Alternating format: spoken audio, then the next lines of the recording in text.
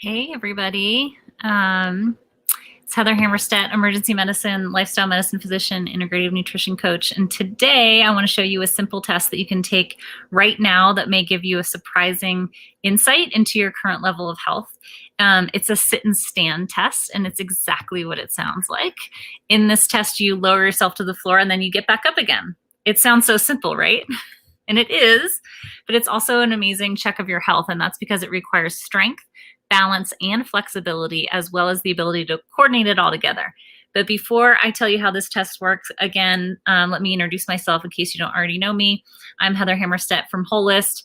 We help you here with a whole amazing team of coaches who really help you figure out how your brain and body work around food and around mindset and around mindfulness and around retaking your life back, and figuring out how to rewire your brain around sustainable health changes. So if you're watching me live, write live in the comments. If you're watching replay, write a replay so I know you were here. And if you are not already over in the Curate Your Health Facebook group, you need to go there because we're having a gratitude challenge this week. Every night trainings on how to cultivate gratitude in your life. Okay, so now the point in the sit and stand test is to see if you can lower yourself to the floor and then get back up again without assistance. So that means you shouldn't need to balance on a wall or a piece of furniture on the way down, nor use your hands or your arms to get off the floor on the way back up.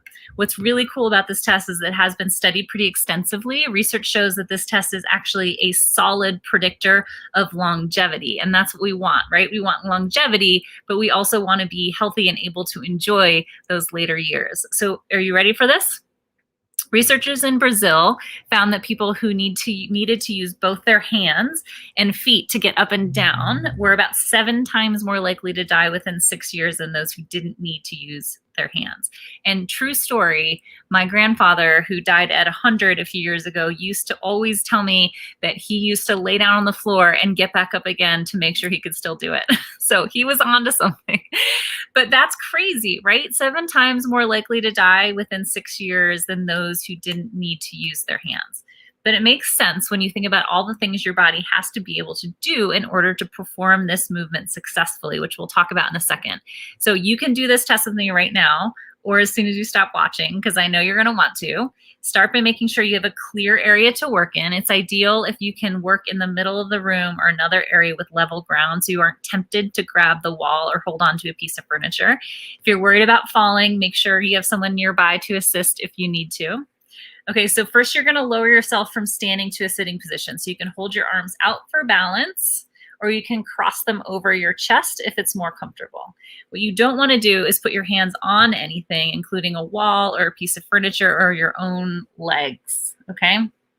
Now sink straight down from the straight-legged position, or if it feels more natural to you, you can cross your legs, kind of crisscross applesauce on the way down, and you should end up in a seated position on the floor. So sort of like this. I'm in my PJs.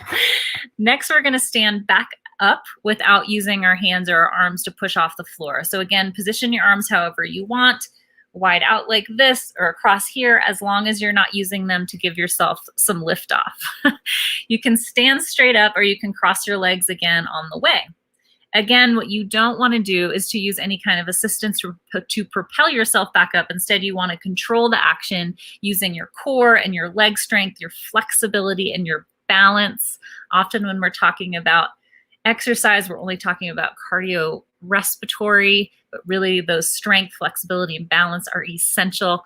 It sounds like a lot going on, right? This just goes to show you how incredible our human body is.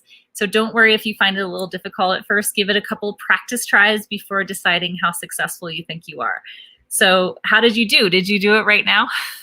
Did you do better than you thought you would, or did you do it worse? Tell me about it below. And if you are a little surprised about your results, we can help you improve your score. You know, here at Holist, we have fitness programs, we have weight wellness programs, we have food programs, we have mindset programs, we have everything for your whole you health. So if you want a strategy call to talk about kind of what we have to offer, why we're unique, why we might just change your life with you, you've got to be ready to act. So I want you to drop the word action into the comments, and we will reach out to you and get you on the phone to figure out what you need. So I'm here to help you become the healthiest, fittest that you can be. So let's chat soon. I'm going to drop some comments in here with some references for you to take a look at, but I really want to hear how this test went for you. So definitely let me know in the comments. Cheers.